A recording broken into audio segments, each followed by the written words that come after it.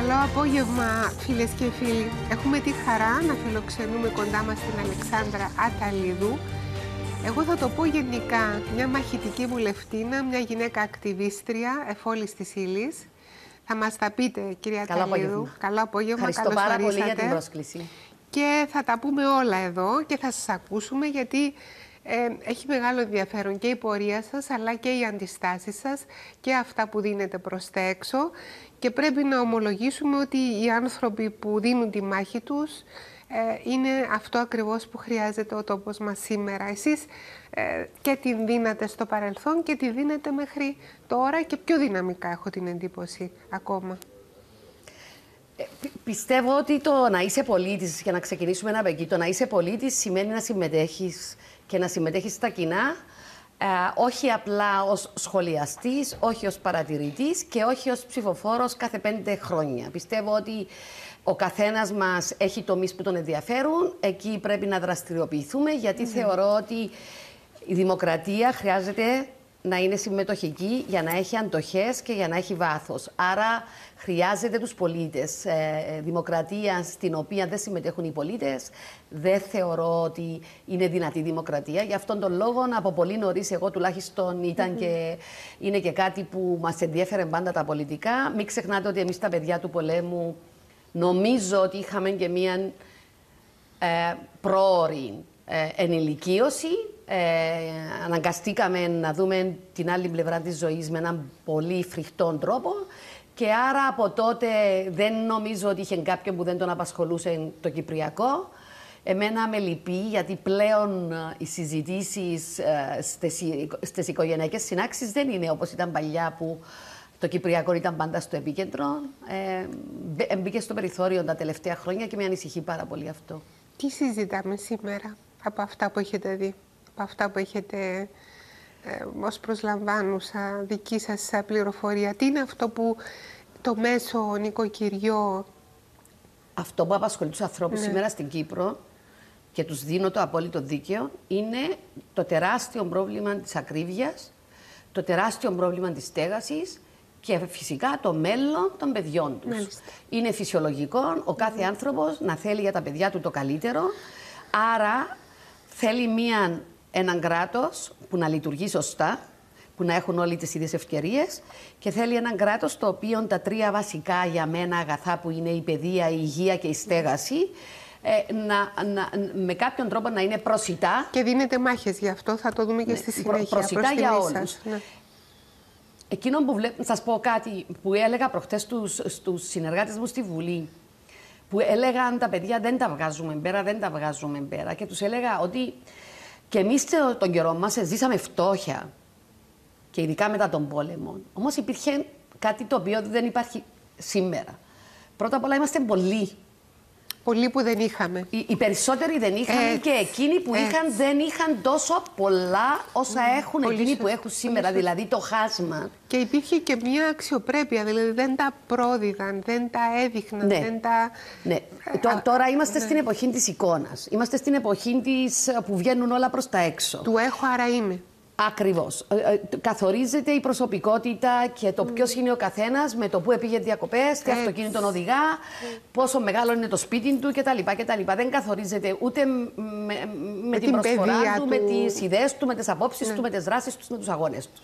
Τούτο το πράγμα είναι μια μετατόπιση η οποία θεωρώ ότι είναι προς το αρνητικό.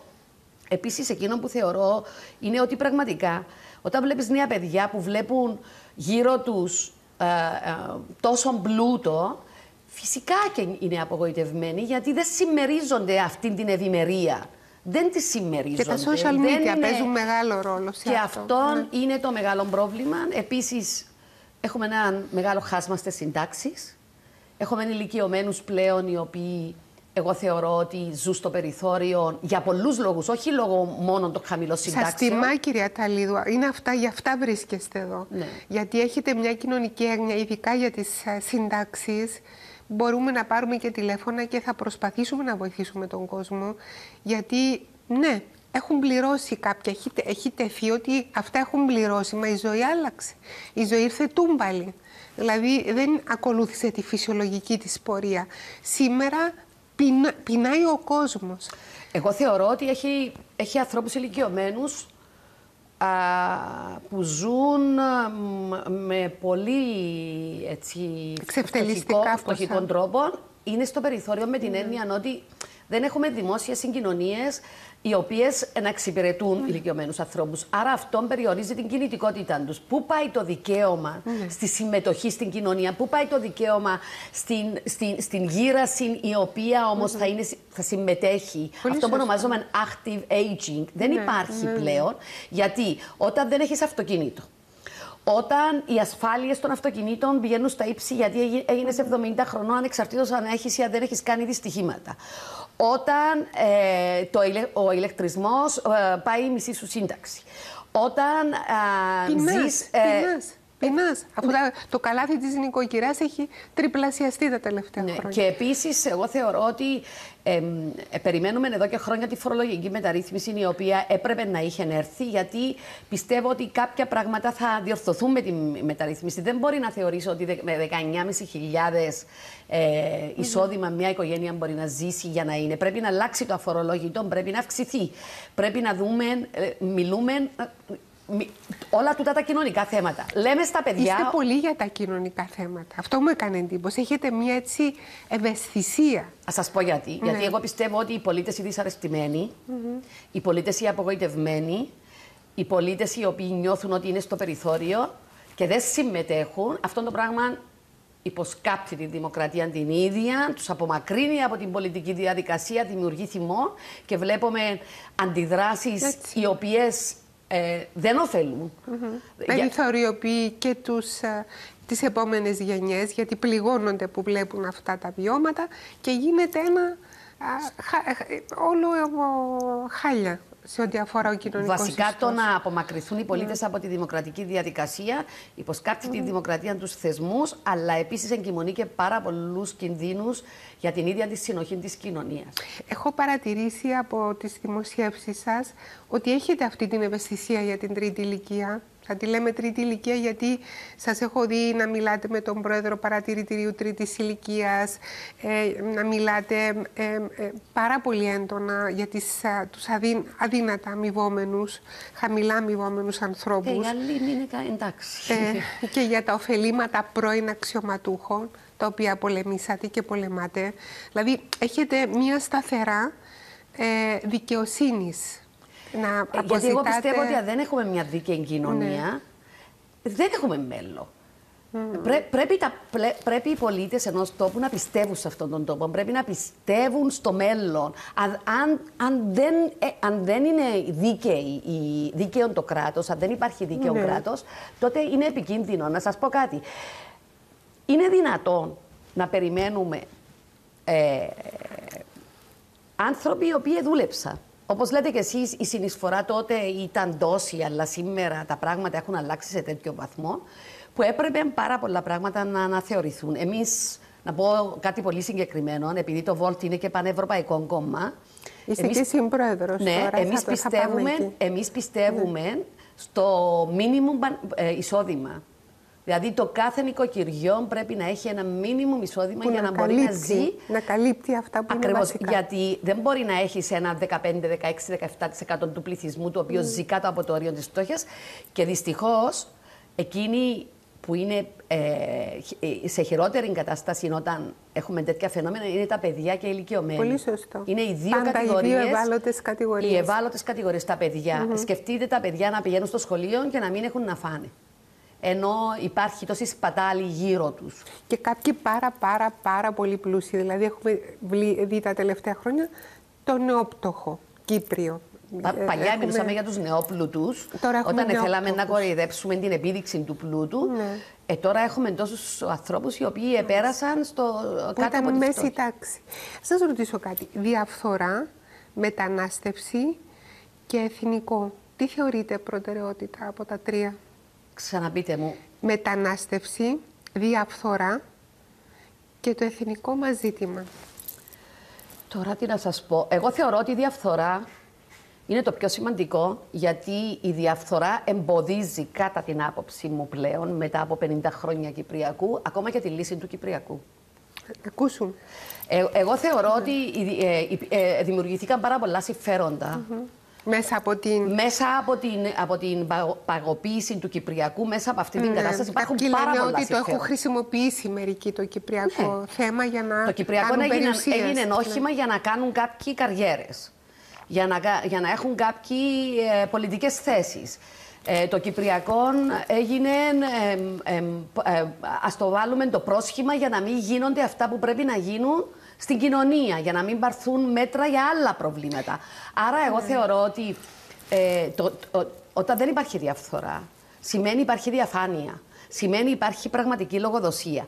Όταν υπάρχει διαφάνεια και λογοδοσία, τότε μπορούμε συνετά και διαλεκτικά να συζητήσουμε τα θέματα και να αποφασίσουμε τι θα κάνουμε. Γιατί δεν μπορούμε να έχουμε ένα πρόβλημα το οποίο έκλεισε 50 χρόνια τώρα, χωρίς πραγματικά να μας ενδιαφέρει τι θα γίνει στο μέλλον αν δεν λυθεί. Γιατί υπάρχουν αρκετοί που πιστεύουν ότι αυτό είναι εντάξει. Εγώ είμαι σε αυτούς που πιστεύουν ότι η κάθε μέρα που περνά είναι χειρότερη από την προηγούμενη για εμάς και απομακρύνει και περισσότερο τη λύση, άρα απομακρύνει την επιστροφή των όποιων θα επιστρέφαν, απομακρύνει την βελτίωση της κατάστασης και την ομαλοποίηση και το να γίνουμε έναν πραγματικό κράτος. Πολλοί αντιτάσσουν ότι δεν φταίμε εμείς, φταίει η Τουρκία που είναι αμετανόητη, αμετάκλητη στις θέσεις της.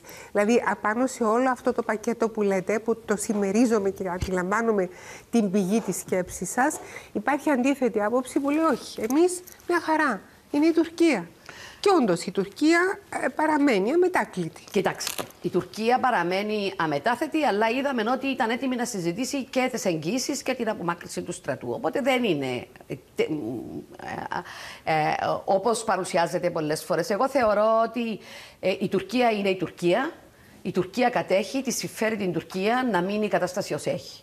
Εμάς που δεν μας συμφέρει, εμάς που χάθηκε η γη μας, οι ρίζες μας, η παράδοση μας, ο πολιτισμός μας, που χάθηκε η προοπτική να ζούμε σε έναν κανονικό κράτος, εμείς έχουμε, κατά την άποψή μου, και την ευθύνη, αλλά πρέπει να παίρνουμε και πάντα τις πρωτοβουλίες, ανεξαρτήτως αν θέλει ή αν δεν θέλει η Τουρκία. Εγώ θεωρώ ότι κάποιες πολιτικές δυνάμεις ευολευτήκαν με την κατάσταση και είτε πάντοτε όταν ξεκινά μια πρωτοβουλία θα ξεκινήσουν με το μα και η Τουρκία και το ένα και το άλλο, αντί να πούμε ναι, θα σηκώσουμε όλοι τα μανίκια, θα δουλέψουμε, θα δώσουμε τον καλύτερο μας σε αυτό για να οθήσουμε τα πράγματα εκεί που πρέπει. Γιατί πιστεύετε θα σας πω γιατί πιστεύω ότι δεν κάνουμε αυτό που πρέπει. Καταρχάς, πέστε μου πότε αυτό το κράτος έκατσε να εξηγήσει πραγματικά στους πολίτες του ποια λύση επιδιώκουμε, τι θα σημαίνει αυτή η λύση για την καθημερινότητα, τι θα σημαίνει αν παρεκκλίνουμε από αυτήν τη λύση.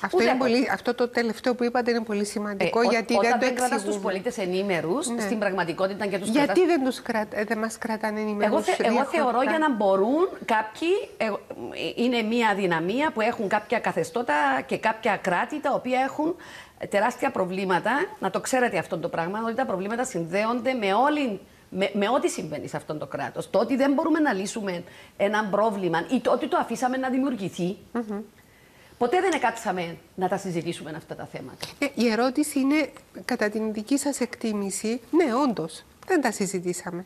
Και πάρα πολλοί αντιτάσσουν κάποιες λύσεις οι οποίες δεν είναι καν στο περίγραμμα οποιασδήποτε συζήτησης. Γιατί δεν το κάναμε? Η εκτίμησή σας, ευθέως, όπως μιλάτε πάντα. Γιατί κανένας δεν ήθελε να αναλάβει το πολιτικό κόστος.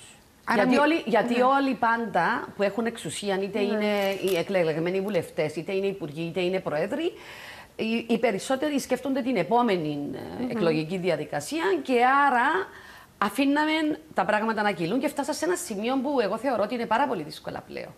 Γιατί το 2003 όταν άνοιξαν τα οδοφράγματα, η Κύπρος ήταν άχτιστη. Σωστό. Όσοι προλάβαμε να δούμε. Ήταν σαν να πηγαίναμε πίσω στο 1974. Έτσι ακριβώς. Αν θυμάστε καλά, αυτό το πράγμα τι έγινε? Το 2004, όταν απορρίφθηκε το σχέδιο ΝΑΝΑ, μετά ξεκίνησε η οικοδομική ανάπτυξη, ενώ προηγουμένως απαγορεύεται. Δόθηκαν οδηγίες και ξεκίνησε η οικοδομική ανάπτυξη. Και αυτή τη στιγμή βλέπουμε να βλαστούν πόλεις στο Τρίκομο, τεράστιες πόλεις, βλέπουμε ξένους να έρχονται να επενδύουν, παρόλο που ξέρουν ότι είναι κατεχόμενη γη και ότι μπορούν να έχουν προβλήματα με τα δικαστήρια. Εν τούτης παίρνουν το ρίσκο. Γιατί παίρνουν το ρίσκο? Γιατί το παίρνουν? Γιατί παίρνουν? Πρώτον, γιατί ξεπλένουν χρήματα και είναι ένας τόπος εύκολος να ξεπλένεις χρήματα. Μια κατάσταση όπως είναι τα κατεχόμενα που δεν είναι έναν κανονικό κράτος. Αλλά επίσης γιατί φαίνεται ότι πιστεύουν ότι δεν θα λυθεί. Και άρα η επένδυσή τους θα αυγατήσει. Άρα τούτα τα πράγματα, καταρχάς οι άνθρωποι που δεν πήγαν στα κατεχόμενα δεν τα ξέρουν. Δεν τα είδα. Εγώ θεωρώ ότι το κράτος έπρεπε να τα γνωρίζει, να τα φωτογραφίζει, να τα εξηγά. Έπρεπε να λέμε στα παιδιά τι γίνεται. Έπρεπε να γνωρίζουμε το πώς εξελίχθηκε η κατάσταση. Και πραγματικά εγώ θεωρώ ότι έπρεπε επίσης το κράτος με έναν τρόπο ο οποίος, εντάξει, να φαίνεται ποιοι άνθρωποι θέλουν να επιστρέψουν, ποιοι θέλουν να αποζημιωθούν, ποιοι θέλουν να ανταλλάξουν τις περιουσίες. Να ξέρουμε δηλαδή. Για να ξέρουμε κιόλας τι διαπραγματευόμαστε. Ναι, γιατί μπορεί να διαπραγματευόμαστε κάτι που δεν το θέλει κανένας πλέον. Έχετε απόλυτο δίκιο. Άρα, εγώ θεωρώ ότι θα έπρεπε αυτές οι συζητήσεις να ήταν ανοιχτές, να υπάρχει γνώση. Και επίσης, κάτι που είπα στα Ηνωμένα Έθνη. Δεν μπορεί η νέα προσπάθεια πάλι να είναι στα κρυφά. Πάλι να περιμένουμε όλοι μπροστά από τις τηλεοράσεις για να ακούσουμε τι θα πούν και να ακούονται ότι όλα πάνε καλά, ότι είμαστε στο παραπέντε, ότι μας έμεινε το τελευταίο μίλιν, ότι και μετά να ακούμε ότι καταρρεύσαν οι συνομιλίες. Αυτό το πράγμα είναι απαράδεκτο και θεωρώ ότι είναι απαράδεκτο κιόλας και από τα Ηνωμένα Έθνη να μας φορτώνουν εμάς τους υπόλοιπους, τους πολίτες, που δεν συμμετέχουμε στις διαδικασίες διαπραγμάτευσης, την ευθύνη ότι έπρεπε να κάνουμε κάτι εμείς και πρέπει εμείς να συμμετέχουμε. Μα αφού δεν μας ενημερώνουν, δεν μας έχουν βάλει μέσα στην εξίσωση. Άρα δεν γίνεται ούτε σωστή ενημέρωση, ούτε σωστές συνθήκες να γνωρίζουμε τι θέλει ο κόσμος. Ακριβώς. Ούτε ο κόσμος ξέρει τι λύση επιζητούμε. Ο καθένας λέει ό,τι θέλει. Ακριβώς. Δηλαδή, είμαστε στο πουθενά. Ακριβώς. Αποφασίζει το Εθνικό Συμβούλιο, που είναι τα κόμματα, και εκεί διαφωνούν, οι μισοί διαφωνούν. Μα διαφωνούν ως προς τι διαφωνούν? Δεν καταλαβαίνω. Αφού έχει δοθεί. Κοιτάξτε, έχουμε έναν πρόεδρο ο οποίος μας λέει ότι στηρίζει τη ΔΕΛΤΑ με πολιτική ισότητα. Αυτό θέλει και η Ευρώπη. Ναι. Αυτό θέλουν και τα Ηνωμένα Έθνη, αυτό θέλει η διεθνής κοινότητα, αυτό θέλουν και αρκετοί πολίτες. Τι γίνεται όμως? Αυτόν τον πρόεδρο το στηρίζει έναν κόμμα που είναι εναντίον αυτής της λύσης, έναν κόμμα που δεν ξέρουμε τι ακριβώς θέλει. Και λέω εγώ, όταν μια κυβέρνηση έχει αυτή την εμφάνιση, πώς μπορούμε να ελπίζουμε ότι πράγματι θα την πάρουμε στα σοβαρά αυτήν την τελευταία, ίσως πρώτη-τελευταία, δεν ξέρω ποια θα είναι, ευκαιρία για να εργαστούμε σοβαρά για να πετύχει? Ερχόμενοι στο θέμα των κομμάτων, δώστε μας λίγο μια εικόνα, γιατί έχουμε φιλοξενήσει διάφορους βουλευτές εδώ. Παρακολουθούμε τα τεκτενόμενα. Φαίνεται ότι η Βουλή βουλιάζει. Φαίνεται ότι μας έχουν μιλήσει, μας έχουν πει εδώ δημόσια, ότι δεν γίνεται σωστή δουλειά. Δεν ξέρω αν μπορείτε να μιλήσετε καθαρά. Μπορώ να μιλήσω ευθαρσώς για όλα τα θέματα. Και για τα κόμματα τα ίδια. Δηλαδή, θα σας πω κάτι. Η γίνεται Βουλή μια αλλαγή. Ναι. Στις συνειδήσεις των πολιτών, όχι τώρα, εδώ και πάρα πολύ καιρό. Εγώ παρακολουθούσα όλα τα ευρωβαρόμετρα. Η Βουλή ήταν από τους θεσμούς που είχαν την λιγότερη αποδοχή. Εγώ θεωρώ ότι είναι υπεύθυνες οι πολιτικές δυνάμεις και γι' αυτό βρισκόμαστε σε έναν πολύ ρευστό πολιτικό σκηνικό. Και δεν ξέρω τι θα γίνει στις επόμενες εκλογές. Γιατί άλλα υποσχόμαστε και άλλα κάνουμε. Γιατί άλλα επαγγελόμαστε δικαιοσύνη, ισότητα κτλ. Και μετά πάμε και ψηφίζουμε για τα συμφέροντα των λίγων. Αυτά τα πράγματα οι πολίτες, έστω και αν δεν παρακολουθούν πάρα πολύ συστηματικά, αντιλαμβάνονται ότι δεν υπάρχει αυτό που ονομάζουμε συνέπεια. Γιατί το να είσαι συνεπής στις θέσεις σου μπορεί να μην τους ικανοποιείς όλους, αλλά θα ικανοποιείς μια μερίδα του πληθυσμού, ο οποίος έχει τις ίδιες θέσεις. Αλλά όταν βγαίνεις και υπόσχεσαι, παραδείγματος χάρη, ότι θα σώσεις αυτόν τον τόπο, αλλά τα αποτελέσματα των πράξεων σου έφεραν ακριβώς το αντίθετο αποτέλεσμα, εγώ θεωρώ ότι πράγματι οι πολίτες απογοητεύονται. Επίσης, εγώ θεωρώ ότι οι πολίτες απογοητεύονται και από άλλα πράγματα. Γιατί οι πολιτικοί τους τάζουν ιδιαίτερα πράγματα για τον καθένα. Και οι πολίτες θεωρούν ότι. Εγώ πιστεύω ότι κάποια κόμματα καλλιεργήσαν αυτό που ονομάζομαι το ρουσφέτσι. Και γίνεται μια άτυπη συμφωνία ότι εγώ ψηφίζω το κόμμα και το κόμμα είναι δυνατόν, αλλά όταν το χρειαστώ το κόμμα, αυτόν πρέπει να με υποστηρίξει. Αυτό έχει εμπεδοθεί ως νοοτροπία, λέτε. Σιγά-σιγά όμως, με τους νέους τους νόμους, με την Ευρωπαϊκή Ένωση, με την νομοθεσία της Ευρωπαϊκής Ένωσης και πολλά άλλα πράγματα, τούτο το πράγμα σιγά-σιγά δεν μπορεί. Διότι υπάρχει διαφάνεια στις εξετάσεις, υπάρχει διαφάνεια στις διαδικασίες. Δεν λέω ότι δεν υπάρχει παρεμβάσεις, αλλά όλο και λιγότερο ξεφεύγει από τα χέρια των κομμάτων. Και άρα οι άνθρωποι οι οποίοι εγαλουχήθηκαν με αυτήν την κουλτούρα, το κόμμα μου θα με βοηθήσει, πλέον δεν το έχουν το πράγμα. Επίσης, εγώ θεωρώ ότι πραγματικά οι πολίτες πολλές φορές, και το είπα εγώ πολλές φορές, μιλούν εσείς οι βουλευτές. Εγώ αυτό το πράγμα το θεωρώ απαράδεκτο. Δεν μπορεί να μιλάς. Εγώ δεν μιλώ για τους πολίτες όλους και λέω εσείς οι πολίτες. Εγώ λέω υπάρχουν οι πολίτες οι οποίοι τους νοιάζει ο τόπος τους, που το αυτόν, υπάρχουν οι πολίτες οι οποίοι εγκληματούν, οι οποίοι θέλουν να κάνουν κακό στον τόπο τους. Υπάρχουν οι διάφορες κατηγορίες. Άρα δεν είναι οι πολίτες όλοι οι ίδιοι, δεν είναι οι πολιτικοί όλοι οι ίδιοι, δεν είναι οι βουλευτές όλοι οι ίδιοι. Γι' αυτό θέλω να φτάσω και στο Bolt για να ακούσω λίγο τις θέσεις να πω όμως σας. κάτι για τη Βουλή. Εγώ θεωρώ ότι πράγματι έχει πρόβλημα η Βουλή. Μεγάλο. Και λέω ότι έχει πρόβλημα γιατί έπρεπε να εξυγχρονιστεί η Βουλή. Η Βουλή πρέπει να εξυγχρονιστεί για να εξυγχρονίσει και το κράτος. Αλλά για να εξυγχρονιστεί πρέπει να είναι και η Βουλή η ίδια να υπηρετήσει τη διαφάνεια και τη λογοδοσία. Και πρέπει οι αποφάσεις που παίρνονται πάνω κάθε Πέμπτη περίπου από τους αρχηγούς των κομμάτων, να είναι αποφάσεις οι οποίες να συμμερίζονται και τα μέλη. Γιατί η Βουλή αποτελείται από μέλη, δεν αποτελείται από κόμματα. Εγώ τους το είπα πάρα πολλές φορές αυτό το πράγμα, ότι θεωρώ αδιανόητο και εξωσυνταγματικό αυτό που γίνεται. Είναι τα μέλη που συθέτουν την Βουλή των Αντιπροσώπων και όχι τα κόμματα. Είναι μια άλλη νοοτροπία και αυτό που λέτε. Δηλαδή, εσείς μιλάτε σωστά και αντιλαμβάνομαι την ορθότητα. Ναι. Μπορεί ένας βουλευτής αύριο να φύγει, να ανεξαρτοποιηθεί. Είναι ο άνθρωπος που διάγει. Μα ακριβώς. Κάποια κόμματα θέλουν πραγματικά να κρατήσουν αυτήν τη λαϊκή εντολή, ότι είναι το κόμμα, αφαιρώντας το μέλος. Εγώ θεωρώ ότι όμως η Βουλή των Αντιπροσώπων δεν είναι η Βουλή των κομμάτων, είναι η Βουλή των Αντιπροσώπων. Έτσι θα έπρεπε να είναι. Πρέπει να λαμβάνει υπόψη. Πρέπει καταρχάς να επικαιροποιηθεί ο κανονισμός της Βουλής.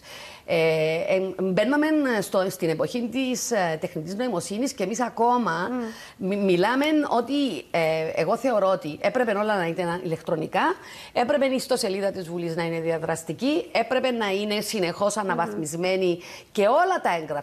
Όλα τα έγγραφα, εκτός εκείνα που είναι εμπιστευτικά και έχουν σχέση με την ασφάλεια και την άμυνα, να αναρτώνται στην ιστοσελίδα της Βουλής για να μπορεί να τα βρίσκουν όχι οι βουλευτές και οι εργαζόμενοι στη Βουλή, οι πολίτες.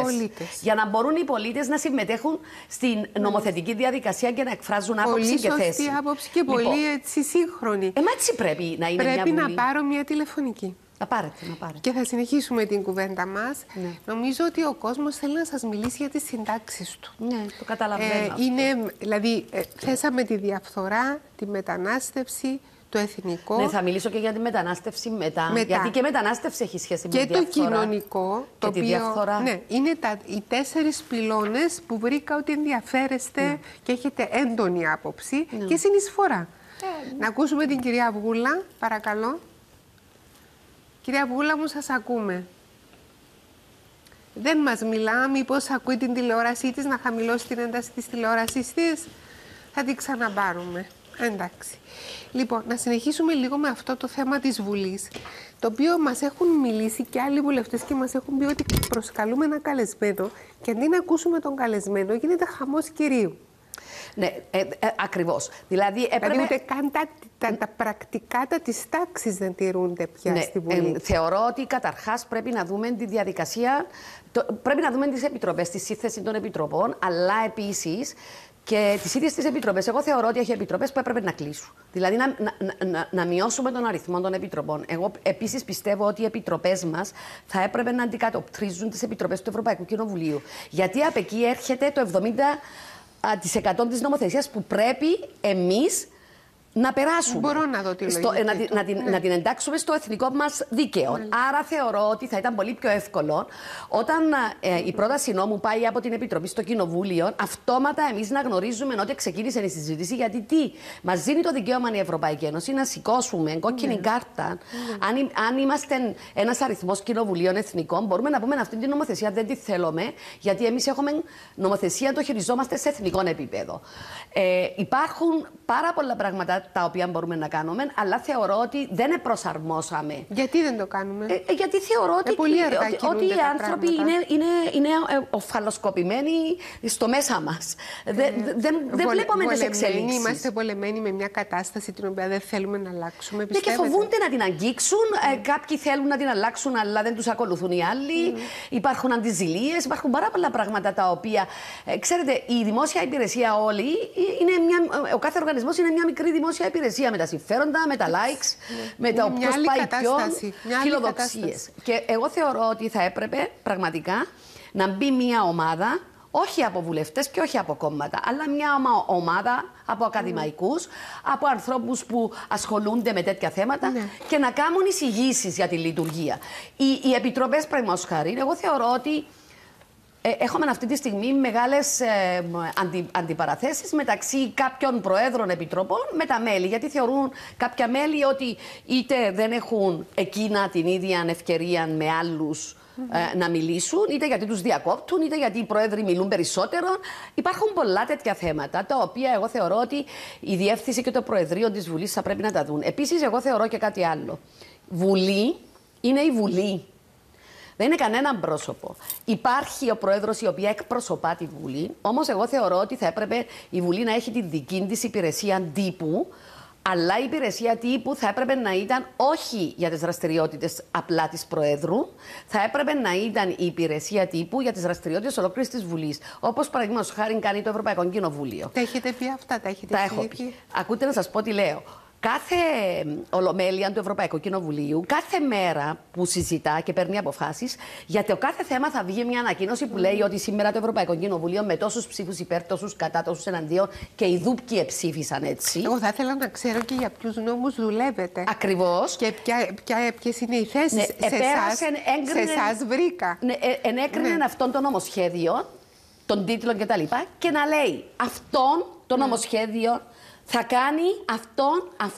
Αυτό είναι θαυμάσιο. Για να καταλαβαίνει ο κόσμος περί τίνος είναι πρόκειται. Θαυμάσιο. Ας πούμε τώρα επίκειται για την φορολόγηση των υπερκερδών των τραπεζών. Ναι.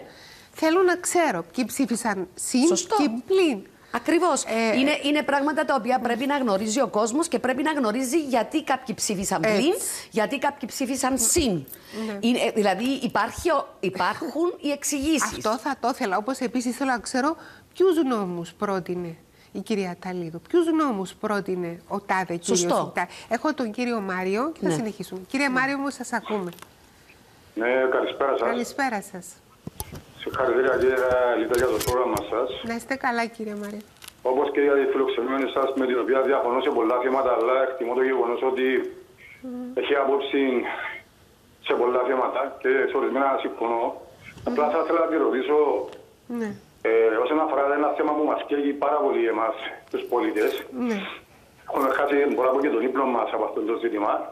Είναι το μεταναστευτικό, το οποίο δεν υστερεί καθόλου σε σοβαρότητα από το εθνικό, αλλά και από τα θέματα διαφθοράς που πείτε. Είναι όλα αλληλένδετα, συνδέονται μεταξύ τους κατά έναν παράξενο λόγο ότι δεν είμαστε σωστοί και δεν στεκόμαστε αξίως σε αυτά τα σοβαρά τα θέματα, ούτε στο εθνικό, αφού έχουμε εγκλωβιστεί σε μια νόθα λύση εδώ και πολλά χρόνια. Απλά επειδή μας την έχουν επιβάλει κάποιοι και πρέπει να κάνουμε τα καλά παιδιά και να δείχνουμε ότι είμαστε διαλεκτικοί και συνομιλούμε, άρα δεν είμαστε εμείς που φταίμε.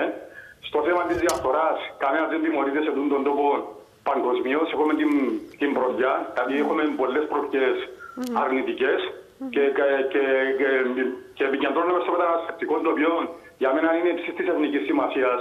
Έχει πολλές προεκτάσεις, κοινωνικές, οικονομικές, δημογραφικές, πολιτισμικές, θρησκευτικές και φαίνεται ότι η πολιτική μας, να μην χρησιμοποιήσω κάποια άλλη λέξη και θα σκαποφανίσω, η πολιτική μας, αυτοί που έπρεπε να επιλαμβάνονται των θεμάτων αυτών και να δίνουν και να προτείνουν λύσεις και να είναι στην πρώτη γραμμή, φαίνεται ότι ακόμη δεν έχουν αντιληφθεί Όπως για πολλά άλλα θέματα, δεν έχω πάρει χαπάρι, όπως λέμε, το τι συμβαίνει. Όπως και παλιά με τα ναρκωτικά, όταν κάποιοι βγαίνουν και λέγανε ότι έχουμε πρόβλημα, τους χαρακτηρίζαν υπερβολικούς, κινδυνολογούς, εκφοβίζουν κλπ.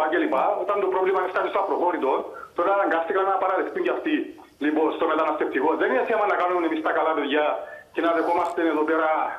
Βεβαίως έχουμε ευαισθησία και στους πρόσφυγες και στους συνανθρώπους μας, αλλά υπάρχουν και όρια, υπάρχουν και μέτρα. Όταν απειλείται η εθνική και η κοινωνική συνοχή, όταν ως επιτοπλίστων αυτοί που έρχονται στην Κύπρο είναι μουσουλμάνοι και καλά κάνει να καλέσετε και κάποιαν ειδικό, πώς το λέμε, για θρησκειολόγων να μας πει για τα του Ισλάμ ότι το δόγμα τους που λέει αν σφάξουν ένα χριστιανό θα ακούσουν δόξες και τιμές στον παράδεισο και στην μέλουσα ζωή. Αυτοί είναι οι extreme μουσουλμάνοι, είναι οι εξτρεμιστές. Το είχαμε παρουσιάσει στο παρελθόν. Οι εξτρεμιστές, και αυτό δεν γιατί εμένα ότι αυτοί που είναι εδώ πέρα στην Κύπρο είναι όλοι αθώα παιδιά και δεν είναι εξτρεμιστές. Όχι, μπορεί να είναι. Μπορεί να είναι και εξτρεμιστές, βεβαίως, δεν ξέρουμε. Λοιπόν, εμείς κάτω στη Λεμεσό, δεν ξέρω, και Παγκύπρια, που οι γραφικές αυτές είναι Παγκύπρια. Όταν πάμε να προσπαθήσουμε κάτω στην παραλία που είναι το μόνο σημείο που μας απέμεινε για να αισθανόμαστε και εμείς κάτι πολίτες, κάτι καλό, διότι μας έχουν πνίξει με τους ουρανοξύστες, ψάχνουμε να βρούμε Κυπρίο και με τα δυσκολία βρίσκουμε. Και αυτοί που βγαίνουν και κυκλοφοράνε είναι με το φόβο. Είναι παντελής έλλειψη αστυνομίας. Η αστυνομία είναι απούσα και αυτό το πρόβλημα καταλαβαίνετε τη σοβαρότητα του σε συνδυασμό με το δημογραφικό και διασφαλίδου. Που πρέπει να έχετε ακούσει ότι ο δείκτης γεννητικότητας στην Κύπρο είναι 1,4 και για να υπάρχει συνέχεια του κυπριακού ελληνισμού, αυτόν που λέμε Έλληνες, αυτών των τόπων των προγόνων μας, πρέπει η γεννητικότητα να είναι 2,1. Άρα κινδυνεύουμε με εξαφάνιση. Πότε επιτέλους η πολιτική, η Βουλή ή η κυβέρνηση θα λάβει κάποια δραστικά μέτρα όταν το καράβι θα έχει πάρει κλίση και η κατάσταση θα είναι ανεπιστρεπτή? Δηλαδή μας ενδιαφέρει, συγγνώμη, να ζούμε σε αυτόν τον τόπο.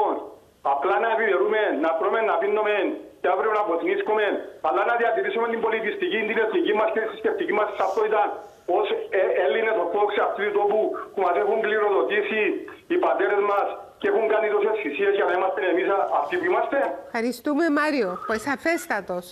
Αν μη τι άλλο, διαφωνεί κανείς ή συμφωνεί, έχουμε ένα πολίτη που εκφέρει μια πολύ έτσι ολοκληρωμένη δική του άποψη. Εγώ χαίρομαι να ακούω τους ανθρώπους. Είναι μια άποψη. Χαίρομαι πολύ να υπάρχει μια άποψη. Εκφράζεται από μια μερίδα πολιτικών. Συμφωνεί κανείς ή διαφωνεί, είναι μια άποψη. Εγώ θα απαντήσω σε όλα. Λέει για το μεταναστευτικό ότι συνδέεται με το Κυπριακό και τη διαφθορά. Εγώ συμφωνώ απόλυτα μαζί του. Αν δεν υπήρχε η κατοχή, θα ελέγχαμε πολύ καλύτερα το ποιος μπαίνει και ποιος βγαίνει στην Κύπρο. Άρα το Κυπριακό, αν λυθεί, θα έχει και επίπτωση πάνω στο μεταναστευτικό. Τώρα, η Κύπρος είναι ένα κράτος μέλος της Ευρωπαϊκής Ένωσης. Αλλά πριν να είναι κράτος μέλος της Ευρωπαϊκής Ένωσης, ήταν ένα κράτος μέλος των Ηνωμένων Εθνών. Και η Κύπρος είχε υπογράψει συμβάσεις από τις οποίες πηγάζουν νομικές υποχρεώσεις. Η σύμβαση για τους πρόσφυγες, η σύμβαση των Ηνωμένων Εθνών για τους πρόσφυγες, η σύμβαση της Γενέβης, λέει κάποια συγκεκριμένα πράγματα. Τα οποία λέει ότι όταν ένας άνθρωπος φεύγει από τη χώρα του γιατί υπάρχει πόλεμος, οι υπόλοιπες χώρες θα πρέπει να του δώσουν άσυλο. Εδώ δεν είμαι εγώ που το είπα, αυτό ελέγχθηκε το 50. Είναι η σύμβαση που έχει υπογραφεί. Πέραν της σύμβασης αυτής, στην οποία έχουμε νομικές υποχρεώσεις από αυτήν τη σύμβαση, υπάρχει το πακέτο των νομοθεσιών της Ευρωπαϊκής Ένωσης για το άσυλο. Από εκεί έχουμε άλλες νομικές υποχρεώσεις. Και τέλος υπάρχει ο δικός μας ο προσφυγικός νόμος, που λέει κάποια πράγματα. Άρα, λέω στον κύριο Μάριον ότι δεν μπορούμε να ξεφύγουμε από τη Σύμβαση της Γενέβης, το Σύμφωνο για το Άσυλο της Ευρωπαϊκής Ένωσης και το δικό μας τον προσφυγικό νόμο. Έχω μια ερώτηση. Πολλοί έχουν πει ότι θα μπορούσε, λόγω του ότι είμαστε μη κατεχόμενοι ως κράτος, αν μπορούσε να μπει ένας όρος που να ελαχιστοποιεί τέλος πάντων την προσέλευση προσφύγων. Όχι, κυρία Ελίτα, να μην λέμε παραμύθια. Ελίτα, όχι. Κυρία Μιχαηλίδου, να μην λέμε, Ελίτα, να μην λέμε παραμύθια στον κόσμο. Γι' αυτό σας ρωτώ, για να το διευκρινίσουμε. Γιατί τον παραμυθιάζουν τον κόσμο και ο κόσμος, όπως ο κύριος Μάριος, νιώθει αγανακτισμένος ότι κάποιοι πολιτικοί δεν το αντιλαμβάνονται. Κάποιοι πολιτικοί ξέρουν τους νόμους και μιλούν για τα πράγματα που μπορούμε να κάνουμε με βάση τους νόμους. Κάποιοι άλλοι μιλούν για πράγματα που πρέπει να γίνουν. Αυτό είναι ένας μύθος που έχει λεχθεί. Υπάρχει ο κανονισμός του Δουβλίνου. Ο κανονισμός του Δουβλίνου λέει ότι οι αιτήσεις για άσυλο εξετάζονται στη χώρα εισόδου. Και αυτό προσπαθήσαμε πολλές φορές να το αλλάξουμε και πρέπει να σας πω ότι το Ευρωπαϊκό Κοινοβούλιο το άλλαξε. Είναι τα κράτη-μέλη που εμποδίζουν την αλλαγή του. Τότε κάποια κράτη-μέλη που δεν είχαν μεταναστευτικές ροές έβαλαν εμπάρκο. Είναι θέμα των κρατών της Ευρωπαϊκής Ένωσης. Αλλά δεν μπορεί η Κύπρος από μόνη της να αποφασίσει ότι εγώ θα παραβώ την νομοθεσία γιατί θα έχει επιπτώσεις. Και πρέπει, επειδή η Ευρώπη δεν είναι à la carte, δηλαδή μας αρέσει ας πούμε, να κυκλοφορούμε ελεύθερα, να παίρνουμε τα πακέτα, να εργαζόμαστε, τα να παίρνουμε τα πακέτα, είναι καλά, αλλά τα άλλα πράγματα θα πάρουμε ό,τι θέλουμε, να τα λέμε τα πράγματα έστω και αν δεν μας αρέσουν στους πολίτες. Έτσι είναι η κατάσταση. Άρα, εκείνο που έπρεπε να κάνει η Κύπρος, και είναι αυτό που εισηγούμουν εγώ, είναι να έχει ένα πολύ αποτελεσματικό σύστημα ασύλου που λέει τι.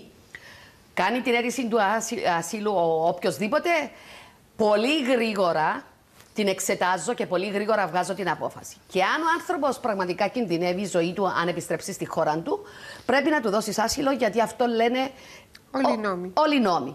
Αν δεν πρέπει, το στέλνεις πίσω. Και πάει το μήνυμα και πάει το χαπάρι στη χώρα του ότι τούτη η χώρα δεν είναι καλή χώρα για να πάει αν δεν είσαι πραγματικός αιτητής ασύλου και πρόσφυγας. Το βλέπω ότι είναι πολύ λογικό. Και άρα, και γι' αυτό έχουν πέσει τώρα οι μεταναστευτικές ροές. Διότι έγινε αυτό. Γιατί όταν ανέλαβε ο κ. Ιωάννου, έχει επιταχύνει τόσο πολύ την εξέταση των αιτήσεων που φεύγουν πολύ γρήγορα, απορρίπτονται οι αιτήσεις εκείνων που είναι οικονομικοί μετανάστες και φεύγουν.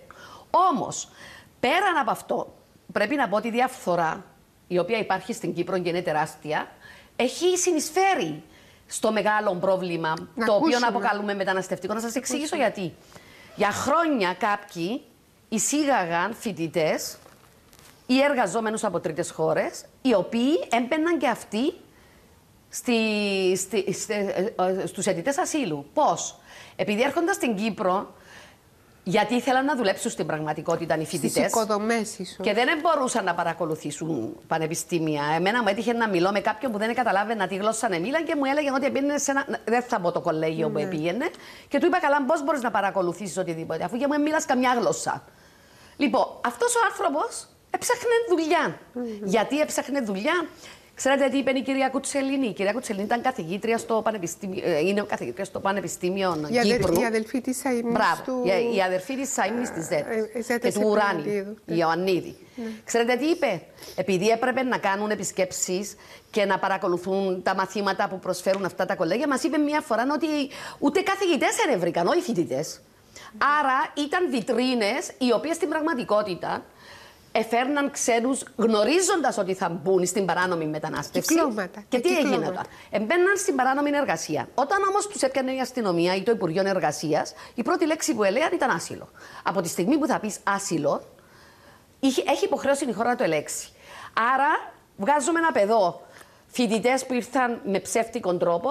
Από δικούς μας ανθρώπους. Από δικούς μας ανθρώπους. Όπως λένε από τα κατεχόμενα. Και βγάζουμε και κάτι άλλο. Όσοι εργάτες έρχονταν ή ως εργάτες σε φάρμες κτλ. Ή οικιακοί βοηθοί και έλεγαν το συμβόλαιο τους. Άσυλο. Δεν έφευγαν. Άσυλο. Εμένα στην Κύπρο. Ναι. Και επειδή εμένα στην Κύπρο, όταν τους έπιανε η αστυνομία, ζητούσαν άσυλο. Μάλιστα. Και αυτοί.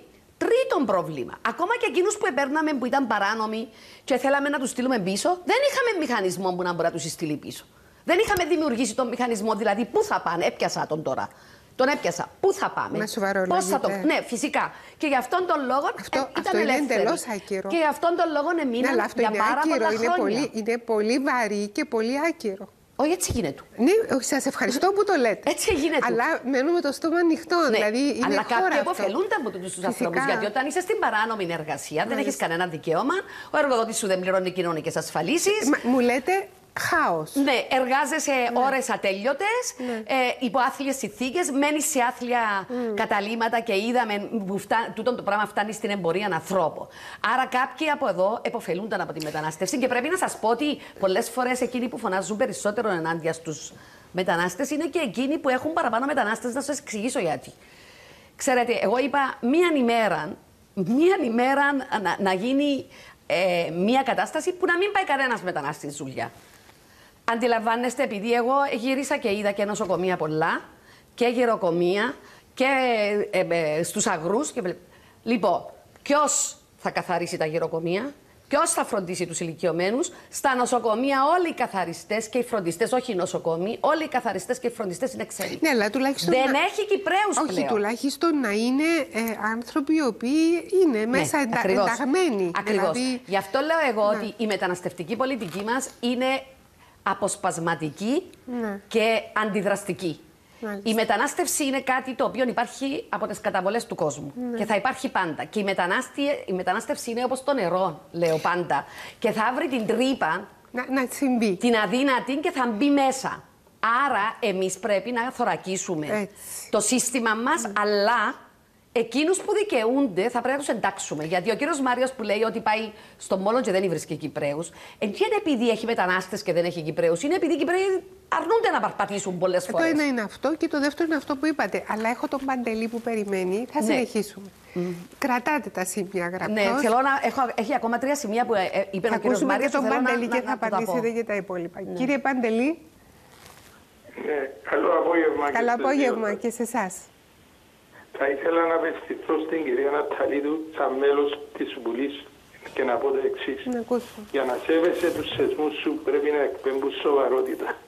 Και θέλω να ρωτήσω την κυρία Ναταλίδου, αύριο που αναπέφθηκε ο νόμος για την αλλαγή του συντάγματος που θα έρθει πίσω στη Βουλή, τι θα πούν οι βουλευτές για τον τρόπο που αντιμετώπισαν το προηγούμενο θέμα και είδαμε τα όσα είδαμε στην τηλεόραση με την πρόεδρο της Βουλής να τους θυμώνει λες και μαθητούδια του σχολείου και έκαναν αταξία. Να μην βρέθηκε ένας βουλευτής να σηκωθεί πάνω και να πει έκαναμε λάθος και ακούτε τι είπασε. Επειδή ήταν 55 την προηγούμενη φορά. Μα το δικαστήριο δεν είναι την έδρα που ακύρωσε την προηγούμενη φορά. Είναι την εκλογή που ακύρωσε. Οι βουλευτές έμειναν 56 την προηγούμενη φορά. Απλά υπήρχαν 55. Έτσι λειτουργούμε. Και θέλω να ρωτήσω την κυρία Ναταλίδα, τι θα πει αύριο που θα σηκωθεί η ίδια σαν μία από τις 56 που να έρθει ο νόμος πίσω από την αναπομπή. Να σηκωθεί πάνω και να πει εγκρίνω την αναπομπή και τέλειωσε το θέμα. Αυτό που λέμε είναι αυτοκριτική, που θα πάει για να δείξει ο κόσμος ότι αναγνωρίζουμε και τα λάθη μας. Και θα μου επιτρέψετε να πω το εξής. Η παρουσιάστρια σας εκεί να σας πάρει από το χέρι και να σας πάρει στα Τσιφλικούδια το πρωί η ώρα 7.30 στη Λεμεσό, στα Φώτα, να δείτε τι γίνεται εκεί με τους παράνομους εργάτες. Είναι εκεί και περνούν οι εργοδότες και βάλουν τους πας στα λεωφορεία, λέτσε αγοράζουν, όπως πάσουν στις αγορές και αγοράζουν χοντρικά εμπορεύματα, παίρνουν χοντρικά εργάτες παράνομους. Πού είναι τα τσιφλικούθια, πού είναι τα τσιφλικούθια, αυτό που είπατε? Τα τσιφλικούθια είναι τα φώτα όπως πάμε από τη Γλάστονος προς την αστυνομία πριν το γραφείο του φόρου εισοδήματος που πάει προς... Λοιπόν, εκεί θα πηγαίνετε μία πρωί η ώρα 7.30 κυρία Τσαλίδου και θα καταλάβετε τι εννοώ. Αλλά επιμένω. Τι θα πούν αύριο οι βουλευτές μας όταν θα έρθει ο νόμος πίσω από την αναπομπή? Θα σηκωθεί κανένας βουλευτής και να πει παραδεχόμαστε το λάθος μας και ζητούμε συγγνώμη για τη διαδικασία? Τι θα πει η πρόεδρος της Βουλής? Κύριε Παντελή, θέλω να σας ρωτήσω κάτι. Επαρακολουθήσετε τη συνεδρία την προηγούμενη εβδομάδα ή απλώς ενημερωθήκατε για το τι ελέγχθηκε? Όχι, δεν παρακολούθησα ένα μέρος. Ωραία. Με είδετε εμένα, κύριε Παντελή, που σηκώστηκα πάνω και είπα εγώ ντρέπομαι για το κατάντημα μας? Επειδή με ρωτάτε εμένα, συγκεκριμένα, σας λέω ότι... Όχι, είπα, σας απευθύνω ως μέλος της Βουλής. Ήμουν μέλος της Βουλής και την περασμένη εβδομάδα, κύριε Παντελή. Και εγώ είπα ότι ντρέπομαι για τη διαχείριση που έγινε, ντρέπομαι για τους συναδέρφους που σηκωστήκαν και φύγαν, ντρέπομαι για όσους απουσιάζαν χωρίς λόγο από μία τόσο σημαντική πράξη που είναι η πράξη αλλαγής του συντάγματος της Κυπριακής Δημοκρατίας που είναι ο υπέρτατος νόμος. Ντρέπομαι. Περιμένετε να σας πω κάτι όμως. Περιμένετε να σας πω και... Βασιστήκετε σε μια γνωμάτευση ενός λειτουργού της Βουλής και δεν σηκωθήκετε πάνω ένας να μην γίνει διάλογο. Εκείνο που θέλω να επισημάνω είναι η σοβαρότητα πρέπει να είναι σε όλους τους τομείς και όταν κάνουμε λάθος πρέπει να μπορούμε να το παραδεχτούμε. Και για να μην κρατώ το χρόνο σας, να μου επιτρέψετε με όλον τον σεβασμό να συλληπιθώ την παρουσιάστρια και να της πω ότι όσοι γνώριζαν τον αποθανόνταν, ξέραν τι πολύ καλός και ελεγέντης άνθρωπος ήταν και να μου επιτρέψει να τη συλληπιθώ και δημόσια. Ευχαριστώ πολύ για την εκπομπή σας. Ευχαριστώ κύριε Παντέλη. Είδες τι ωραίο πράγμα. Ευχαριστώ πάρα πολύ. Όταν χάνεις ένα γονιό και οι άλλοι λαλούν τόσο καλά πράγματα για αυτόν, τούτο είναι το πιο ωραίο μνημόσυνο που γίνεται. Αλλά θα πατήσω στον κύριο Παντελή και θα του πω το εξής. Αν παρακολουθούσε τη συζήτηση, θα έβλεπε ότι εγώ σηκωστήκα και είπα ότι είναι απαράδεκτο αυτό που έγινε. Έπρεπε να εφαρμόζεται ο κανονισμός. Εγώ είμαι από εκείνους που απαιτούν να εφαρμόζεται ο κανονισμός της Βουλής, να κρατούνται απουσίες και να έχουν επιπτώσεις εκείνοι που αδικαιολόγητα απουσιάζουν. Πόσες φορές το έχω γράψει, το έχω πει. Το έναν είναι τούτον. Το δεύτερον όμως, εγώ θεωρώ ότι έγινε και πολύ μεγάλος και πολύ λάθος χειρισμός. Γιατί για μένα το Σύνταγμα είναι ιερό. Παρόλο που το κάναμε λίγο λάστιχο με το δίκαιο της ανάγκης, για μένα το Σύνταγμα είναι ιερό, γιατί είναι ο νόμος που διέπει το κράτος μου. Και άρα θα έπρεπε να υπάρχει ο σεβασμός όταν το αγγίζουμε το Σύνταγμα. Και άρα εγώ πιστεύω ότι θα έπρεπε όταν αλλάζουμε το Σύνταγμα να είμαστε όλοι προσοχή, να έχουμε όλοι συναίσθηση του τι κάνουμε. Οι συνταγματικές αλλαγές είναι πολύ σοβαρά πράγματα. Ο λόγος μας να είναι λόγος σεβασμού και αξιοπρεπής, να μην προσπαθούμε να γελιοποιήσουμε την κατάσταση, να μην προσπαθούμε να γελιοποιήσουμε είτε τον πρόεδρο είτε οποιοδήποτε άλλο μέλος της Βουλής. Μια κατάσταση που γελιοποιήθηκε όμως και σατυρίστηκε. Θεωρώ ότι αυτό πρέπει να γίνει. Εγώ θα ψηφίσω φυσικά αυτό, γιατί θεωρώ ότι είναι ένα απίστευτο δικαίωμα. Το δικαίωμα στο περιβάλλον είναι σαν να είναι το δικαίωμα στη ζωή πλέον. Γιατί αν δεν έχουμε καλό περιβάλλον, η υγεία μας θα πάει περίπατο, η ευημερία μας θα πάει περίπατο. Θεωρώ ότι είναι πολύ καλή η πρόταση. Εγώ συγχάρηκα τον συνάδελφο τον κύριο Άριστο Δαμιανού, ο οποίος την εκατάθεσε αυτή την αλλαγή. Θεωρώ ότι έπρεπε να ήταν πρώτο θέμα και όχι 14ο στη σειρά. Και άρα θεωρώ ότι έγιναν λάθος χειρισμοί. Εκείνοι που έκαναν τους λάθος χειρισμούς, εγώ θεωρώ ότι πρέπει να αναλάβουν την ευθύνη τους. Τι είναι αυτοί που έκαναν τους Εγώ θεωρώ ότι η διεύθυνση δεν έπρεπε να το βάλει 14ο, έπρεπε να το βάλει αυτόν. Εγώ θεωρώ ότι η Βουλή πρέπει να έχει δικό της νομικό σύμβουλο και δική της νομική υπηρεσία, να μην εξαρτάται από κανένα και θα έπρεπε να υπάρχει ένα σημείο που να λέει ότι για να περάσει αυτό το πράγμα πρέπει μέσα στην αίθουσα να είναι τουλάχιστον 38 άτομα και για να περάσει και για να αλλάξει το Σύνταγμα πρέπει να πάρει 38 θετικούς ψήφους. Υπήρχαν 38 άτομα μέσα στην αίθουσα, πήραν όμως 37 θετικούς ψήφους. Και κάποιος είπε ότι και στο παρελθόν έγινε αυτόν επειδή τότε η μία έδρα που ήταν η έδρα της αλληλεγγύης, η κυρία Θεοχάρους όταν εκλέγηκε δεν ορκίστηκε.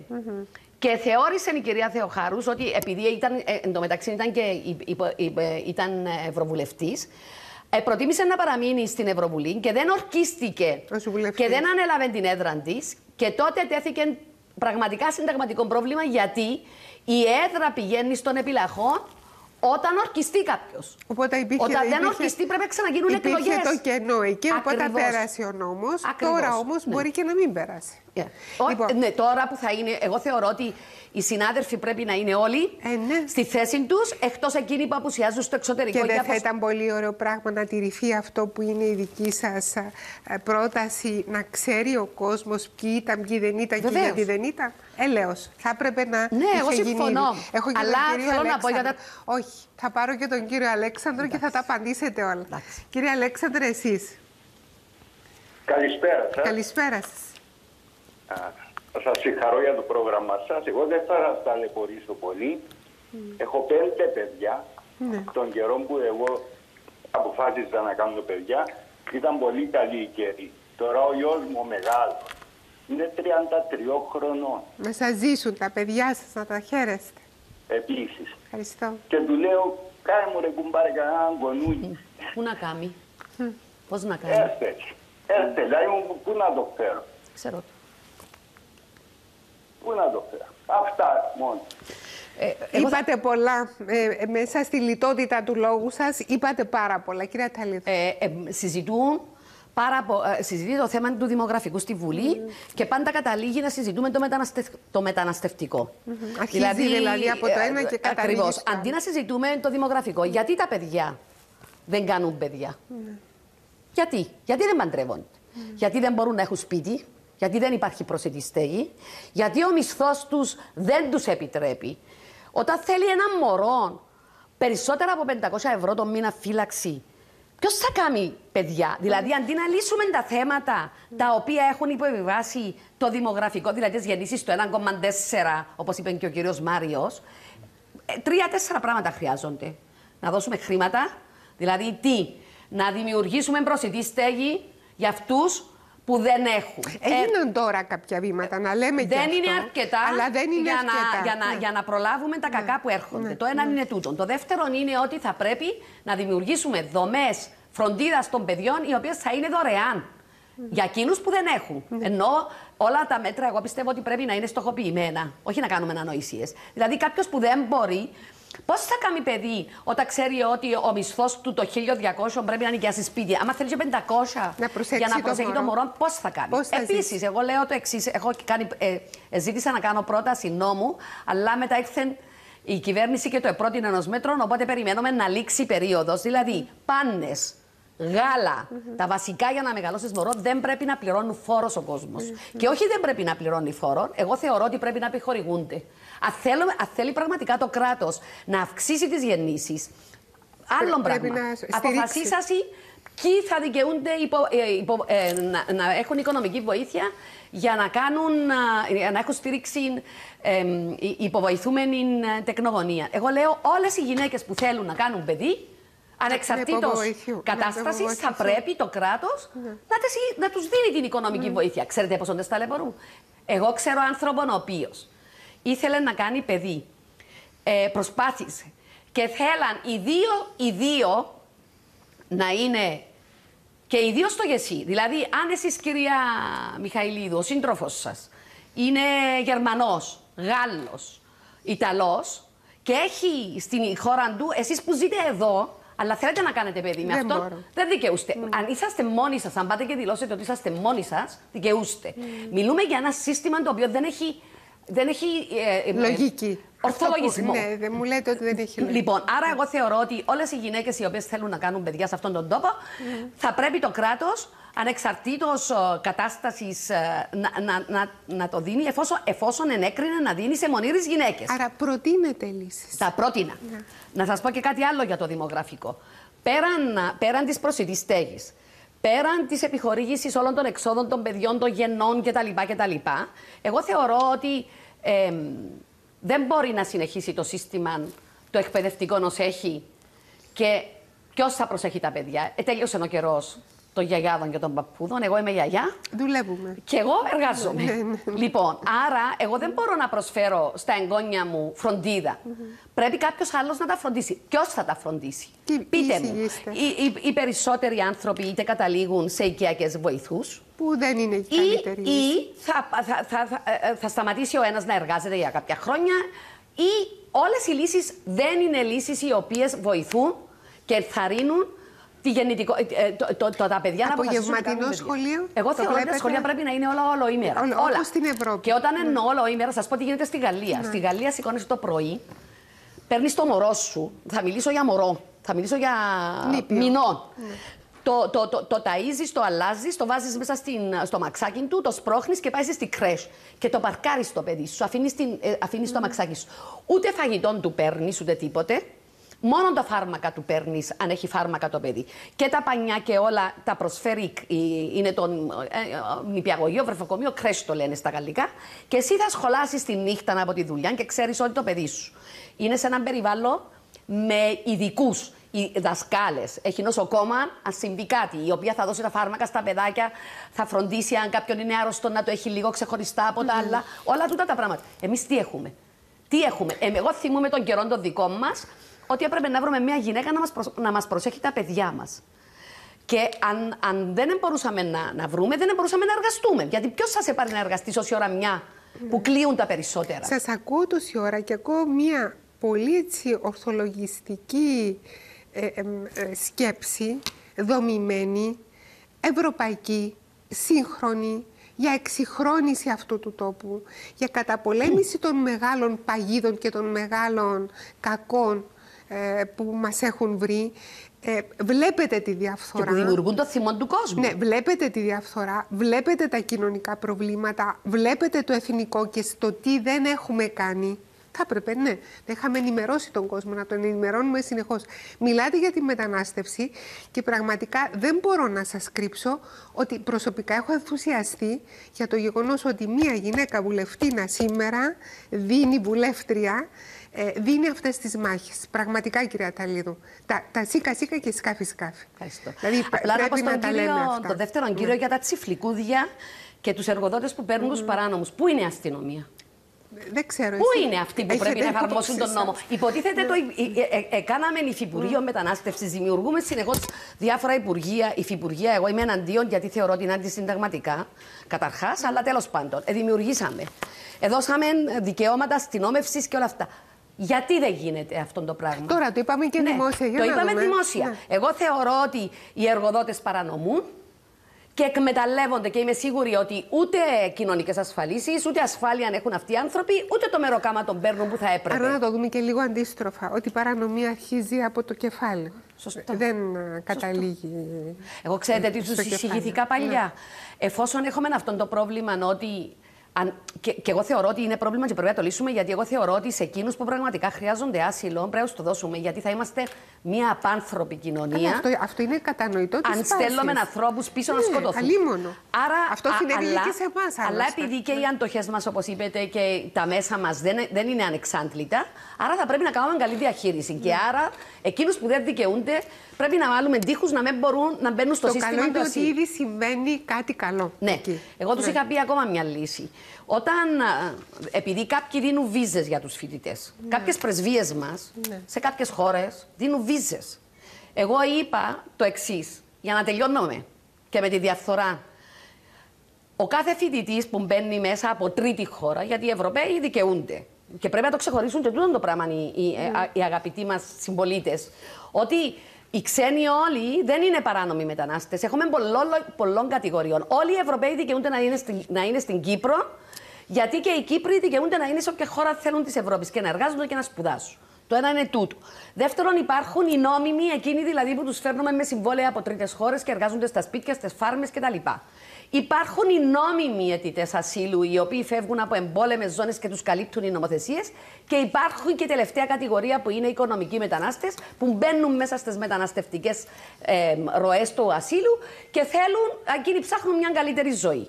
Τώρα, μίλησε για εθνική και κοινωνική συνοχή και ασφάλεια και Ισλαμιστές. Εγώ πολλές φορές στη συζήτηση που έκαναμε στη Βουλή και επειδή έχουμε και ενημέρωση από τις υπηρεσίες ασφαλείας, δεν είναι έτσι όπως το παρουσιάζει ο ακροατής το θέμα. Είναι πολύ καλές οι υπηρεσίες ασφαλείας μας και τους βρίσκουν όλους. Λοιπόν, εκείνο που όμως είπα είναι το εξής, για να δώσουμε και το μήνυμα παντού ότι τέλειωσε. Είπα ότι όποιος έρχεται με βίζα, είτε φοιτητή από τρίτη χώρα, είτε εργαζόμενο από την τρίτη χώρα, πριν να βγει από το αεροδρόμιο Λάρνακας, να υπάρχει το γραφείο μετανάστευσης εκεί και να περνά από μια διαδικασία ερωτηματολογίου. Δηλαδή να λέει ο άνθρωπος που έρχεται, κινδυνεύει στη χώρα του, κινδυνεύει η οικογένεια του. Όλοι θα πούν, ας πούμε, κινδυνεύουν. Όχι, θα πει. Διότι αν ήρθε ένας φοιτητής με φοιτητική βίζα, δεν θα πει ότι κινδυνεύει εκείνη την ώρα. Άμα το μάθει ότι δεν δικαιούται ως φοιτητής και μην κινδυνεύει. Να σας πω τι θα γίνει. Εκείνοι που δίνουν τις βίζες θα προσέχουν πολύ περισσότερο. Αλλά θα κάνουν ερωτήσεις. Θα μπορεί να το κάνει την ερώτηση, θα μπορεί να την κάνει ο λειτουργός ο οποίος έδωσε τη βίζα. Αν δεν θέλουμε να την κάνουμε στο αεροδρόμιο Λάρνακας. Δηλαδή, πηγαίνει κάποιος και λέει: εγώ θέλω να είμαι φοιτητής στο τάδε κολέγιο ή στο τάδε πανεπιστήμιο. Πρέπει πριν να του δώσουν τη βίζα να του κάνουν ένα ερωτηματολόγιο που έχει σχέση με το αν κινδυνεύει στη χώρα του, αν διώκεται για τις πολιτικές του πεποιθήσεις. Γιατί όλες οι εισηγήσεις σας είναι εξαιρετικές. Τα είπα στη Βουλή 100 φορές μπροστά στους υπουργούς.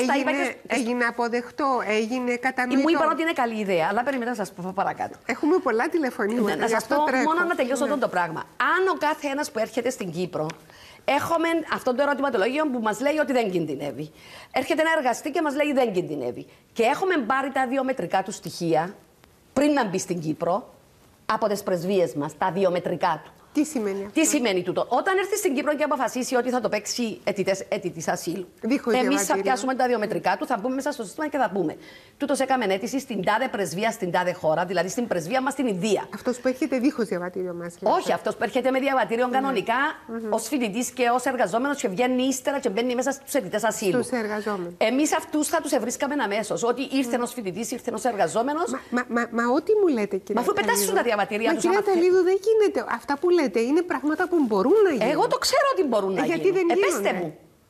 Εγώ είπα ότι αν τούτον το πράγμα είναι οι πρεσβείες μας, τον κάθε αιτητή βίζας φοιτητή και τον κάθε αιτητή βίζας εργαζόμενου, συνεδέαν τον με έναν ερωτηματολόγιο που έλεγε αν κινδυνεύει ή όχι στην πατρίδα του και με τα βιομετρικά του, όποιος έμπαινε παράνομα στο σύστημα. Αμέσα. Αυτό θα γινόταν άμεσα. Εμείς θα μπαίναμε μέσα, θα βάλαμε τα δαχτυλικά του αποτυπώματα και θα βρίσκαμε αμέσως ότι αυτός έκαμε αίτηση ως φοιτητής και όταν έκαμε την αίτηση σαν φοιτητής.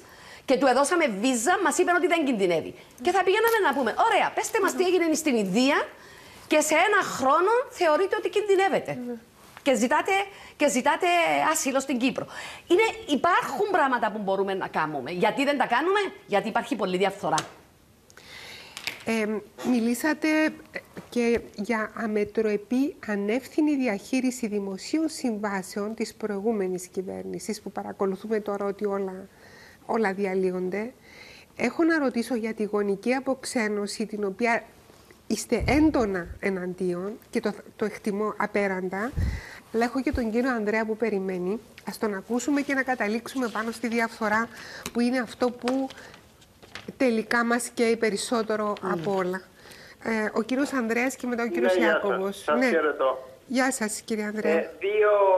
Δύο διαφορετικά θέματα στα γρήγορα. Το πρώτο είναι με τους μετανάστες που έρχονται στην Κύπρο. Φάνηκε τώρα ότι κάποιοι άνθρωποι έρχονται διότι πράγματι κινδυνεύουν. Και φάνηκε από τους πολλούς τους Σύριους μετά την που έφτιαξαν τον Ασάντ, θέλουν να πάσουν πίσω στη χώρα τους. Δεν ήρθαμε διότι κανένας δεν βάλει τα μωρά του μέσα στις βάσκες και να έρθει στην Κύπρο. Και δηλώσαν πολλοί ότι να φύγουν στην οικειοθελώς. Το ένα είναι τούτο. Το άλλο είναι τούτο που γίνεται τώρα με τους αεροσάκους.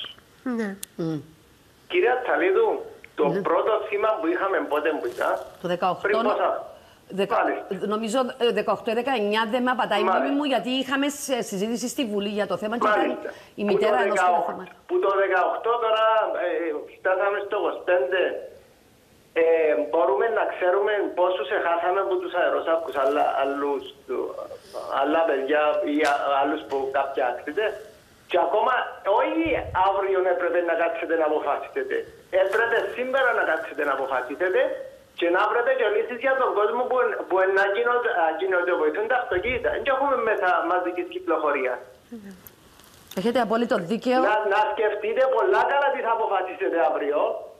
Και εγώ σκέφτηκα το ένα μου αυτοκίνητο εμπίπτει σε τούτο. Να το κρατώ εγώ, θα το πω. Ούτε στα παιδιά μου, ούτε στη γυναίκα μου πρέπει να έχουμε στη δουλειά. Να πάω να νοικιάσω ένα αυτοκίνητο να κάνω τη δουλειά μου. Τα αυτοκίνητα νοικίασης που ξέρουμε. Και μόνο που μια εταιρεία ευκήγαση 100.000 αυτοκίνητα. Που τις άλλες εταιρείες... Όχι, δεν έχουμε τόσα... Μας μιλάτε για... Sorry, 10.000. Όχι. Μιλούμε για ένα σύνολο 50.000 αυτοκίνητα. Πώς είναι να κυκλοφοράω το πω. Να βρείτε λύσεις. Κύριε Ανδρέα μου. Δηλαδή σε ποιον κόσμο... Τι κράτος είμαστε εδώ μέσα. Κάθε μέρα κάτι ξεφυτρώνει. Κάθε μέρα κάτι... Αυτό είναι η γενική απορία. Κύριε Ανδρέα μου, σας ευχαριστώ. Να τρέξω λίγο και με τον Ιάκωβο και θα πάρουμε τις απαντήσεις μας. Κύριε Ιάκωβε, λίγο σύντομα. Ωραία, έκλεισε. Πάμε κατευθείαν στον κύριο Ανδρέα. Πάλι διαφθορά. Λοιπόν, ο κύριος Ανδρέας είπε κάτι πολύ σωστό και το εκτιμώ ότι κάποιοι άνθρωποι βλέπουν και τούτη την πλευρά. Ότι κάποιοι άνθρωποι δεν βάζουν τα παιδιά τους μέσα σε βάρκες να κινδυνεύσει η ζωή τους, αν δεν κινδυνεύει παραπάνω στο έδαφος η ζωή τους. Άρα, σωστά το λέτε, αν καλυτερέψουν οι συνθήκες στη Συρία, θα πάνε πίσω. Υπάρχουν και αυτοί οι πρόσφυγες. Οι πρόσφυγες. Τώρα, οι οικονομικοί μετανάστες φεύγουν γιατί υπάρχει φτώχεια. Και πρέπει να έχουμε υπόψη μας όλοι, όσοι μιλούμε και λέμε, ότι στο μέλλον μπορεί να είναι και εμείς μπορεί να γίνουμε πρόσφυγες. Υπήρξαμε ήδη. Υπήρξαμε, αλλά μπορεί να γίνουμε και περιβαλλοντικοί πρόσφυγες. Γιατί δεν ξέρουμε τι θα συμβεί με την κλιματική αλλαγή. Είναι ο μεγαλύτερος μας κίνδυνος. κρούν τον κόδωνα του κινδύνου οι επιστήμονες και κάποιοι μέσα στην Βουλή πιστεύουν ότι δεν υπάρχει κλιματική αλλαγή, αλλά τέλος πάντων. Και δεν παίρνουμε μέτρα. Λοιπόν, αν ο τόπος μας γίνει αφιλόξενος, θα αναγκαστούμε και εμείς να φύγουμε και θα μας συμπεριφερθούν και εμάς ανάλογα.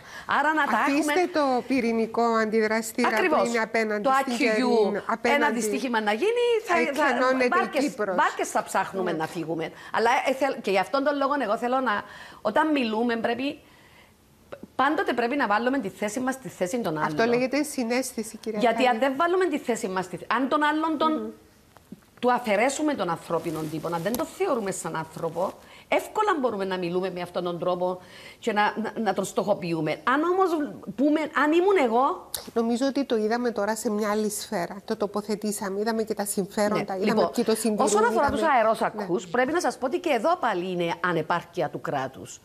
Διότι αυτό το πράγμα φαίνεται ότι ήταν γνωστό εδώ και χρόνια.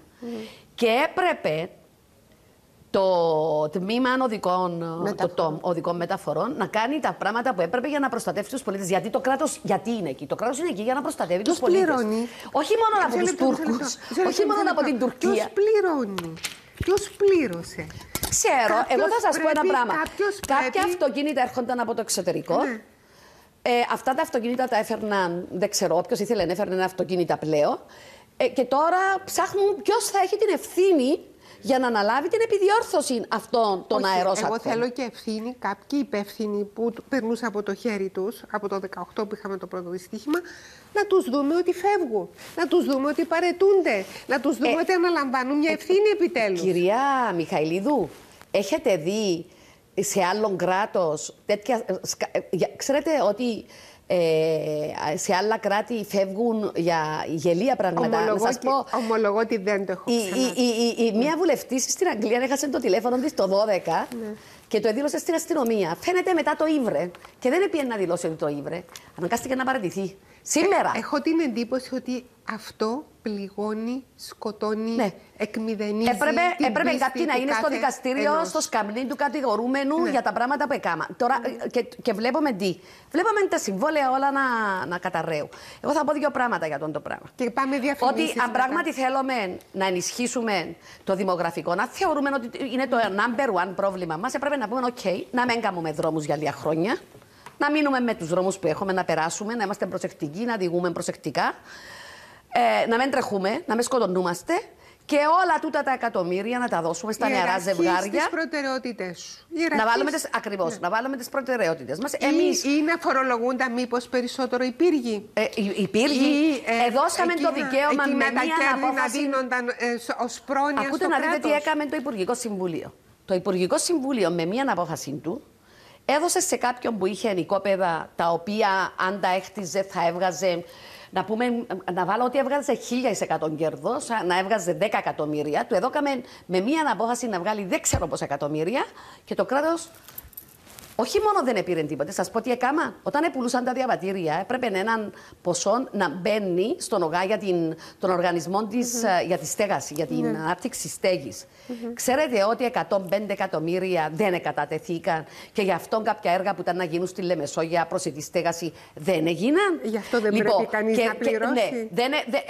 Έπρεπε να έχει επιπτώσεις. Ο Υπουργός Εσωτερικών που δεν παρακολουθούσε τι έγινε όταν έβγαζαν τα διαβατήρια. Δηλαδή, εβγάζαν διαβατήρια και δεν προσέχαν αν τα συμβόλαια που υπογράφονταν έγινονταν. Δηλαδή, αυτά παίρνουν έτσι απαρατήρητα. Χτίζονταν τα σπίτια, πουλούνταν τα σπίτια, εμέναν πάνω τους τα σπίτια. Πού έπηγαιναν τα λεφτά? Θα σας πω κάτι. Το κούρεμα, το μεγάλο το κούρεμα που είχαμε ήταν γιατί υπήρχαν τεράστια δάνεια από developers στις τράπεζες. Και κάναμε το κούρεμα και πήραμε τις καταθέσεις του κόσμου. Λόγω αυτών και ήρθε η κυβέρνηση και είπε: για να μην καταρρεύσει η οικοδομική μας βιομηχανία, η οποία μας εκατάρρευσε τις καταθέσεις μας, θα τους δώσουμε κίνητρα. Και τι είναι τα κίνητρα? Κίνητρα πολεοδομικά εναντίον του περιβάλλοντος και τους έδωσαμε. Και περισσότερη δανειοδότηση. Ναι, τους έδωσαμε τούτα. Ελέξαμε ποτέ όταν πουλούσαν τα ακίνητα που χτίζαν Πού πηγαίναν τα χρήματα, έρχονταν στην Κύπρο ή θα μας μείνουν άλλα δάνεια? Νομίζω ότι είναι γνωστό ότι θα μας μείνουν και άλλα δάνεια. Ναι. Αυτό σημαίνει ότι δεν υπάρχει η σωστή επίβλεψη. Κύριε Ταλίδου, όχι, δεν υπάρχει σωστή επίβλεψη. Υπάρχει καταστροφική. Εγώ ρώτησα την Κεντρική Τράπεζα να μου δώσει στοιχεία και δεν έχει η Κεντρική Τράπεζα στοιχεία. Αυτά δεν είναι κράτος όμως, με συγχωρείτε. Επίσης, να πω για την μίσθωση. Υπάρχει έντονη εισήγηση αυτά που πολλούνται να είναι με μίσθωση για 100 χρόνια, για 200 χρόνια. Να μην πολλούνται πάπυρο. Να γίνει όπως στην Αγγλία, που είναι υπάρχει, απλά σας το αναφέρω, έχει λεχθεί, θα πάμε διαφημίσεις. Χειριστήκαμε τελείως λάθος. Δηλαδή, όταν κάνεις μια πολιτική, υπάρχει μια πρακτική που είναι πρέπει να την κάνεις. Και τι είναι? Να δεις τις επιπτώσεις που θα έχει. Και κάναμε μια πολιτική με τα διαβατήρια και τους πύργους και δεν σκεφτήκαμε και τους developers και δεν σκεφτήκαμε τι επιπτώσεις θα είχε πάνω στο γέριμο των πολίτων του τόπου, ο οποίος πλέον δεν μπορεί ούτε να αγοράσει, ούτε να νοικιάσει, ούτε τίποτε. Αποφασίσαμε να φέρουμε ξένες εταιρείες. Καλό πράγμα. Να το διορθώσω. Αλλά ήρθαν αυτοί που έχουν λεφτά, προσφέρουν και παίρνουν τα σπίτια και τα διαμερίσματα. Οι δικοί μας όμως με τους καθυλωμένους τους μισθούς δεν μπορούν να πληρώσουν αυτά τα ενοίκια. Και τι κάνουμε? Τους αναγκάζουμε να μένουν στο σπίτι του παπά τους και της μάμας τους, να κοιμούνται στο παιδικό τους στο δωμάτιο και μετά τους λέμε κάνετε παιδιά. Ναι, αλλά είναι ένα κράτος αλλοπρόσαλλο. Όσα παραθέτετε. Έκανα λάθος. Είπα δεν έχουμε κράτος. Ήταν μια έκφραση που εννοούσα ότι τα πράγματα μέσα σε αυτό το κράτος που εκτιμούμε, σεβόμαστε, είναι αρχή μας. Δεν λειτουργούν όπως θα έπρεπε να λειτουργούν, σύμφωνα με τα λεγόμενά σας. Τι κάνουμε όμως? Εσείς τα είπατε. Κοιτάξτε, πρέπει να ξέρουμε κιόλας όμως, ως πολίτες, ότι υπάρχει εκτελεστική εξουσία, την οποία ψηφίζει ο κόσμος στον πρόεδρο με βάση ένα πρόγραμμα και αν δεν τα κάνει, πρέπει να πηγαίνουν στον πρόεδρο. Εμείς προσπαθούμε να διορθώσουμε και να κάνουμε παρεμβάσεις με προτάσεις νόμου μας, με εισηγήσεις μας, να ελέγξουμε τι κάνει το κράτος με ερωτήσεις μας. Εγώ έχω ένα φάκελο τόσων ερωτήσεις, οι οποίες είναι όλες εμπιστευτικές και απορρίτες για να μην τα μάθει ο κόσμος τις αποφάσεις που επέρναν. Εγώ θεωρώ ότι πράγματι δεν υπάρχει ούτε διαφάνεια ούτε λογοδοσία. Δεν είναι τυχαία γιατί είμαστε εδώ που είμαστε, δεν είναι τυχαία γιατί έχουμε τόσα συσσωρευμένα προβλήματα, δεν είναι τυχαία γιατί έχουμε τόσο κόσμο θυμωμένο. Εγώ θεωρώ ότι πραγματικά πρέπει κάποιος να αποφασίσει ότι θα αλλάξουν. Και λέω το εξής: καμία πολιτική δεν θα πρέπει να γίνεται αποδεκτή κανένας νόμος αν δεν έχουμε μία μελέτη για τις επιπτώσεις. Δεν μπορείς να δίνεις του κυρίου τάδε, να μην πω, των συγγενών και των φίλων να κάνουν πύργους και να γίνονται εκατομμυριούχοι και να είναι στα Instagram και να δείχνουν τον πλούτο τους στα μούτρα των φτωχών του τόπου και να μην αποφεληθεί τίποτε τούτος ο τόπος. Και μου λένε δημιουργηθήκαν δουλειές. Μα τούτες οι δουλειές είναι του αέρα. Εμείς θέλουμε μια οικονομία πράσινη, μια οικονομία με αειφορία, μια οικονομία που θα δημιουργήσει σταθερές θέσεις εργασίας και καλοπληρωμένες για τους πολίτες του τόπου. Κύριε Ταλίδου, πρέπει να πάω διαφημίσεις. Επιστρέφουμε πίσω.